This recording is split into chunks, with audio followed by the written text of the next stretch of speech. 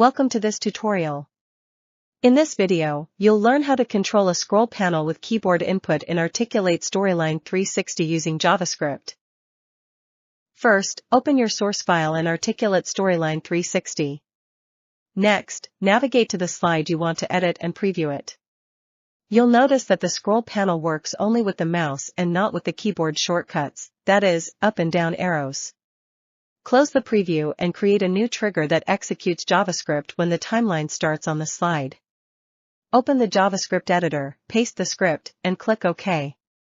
Now preview the slide again. This time, you'll be able to control the scroll panel using the keyboard arrows as well. You can also publish the project and test it. That's it. You've successfully learned how to control a scroll panel with keyboard input in Articulate Storyline 360 using JavaScript. Thanks for watching and happy course creating with Articulate Storyline 360.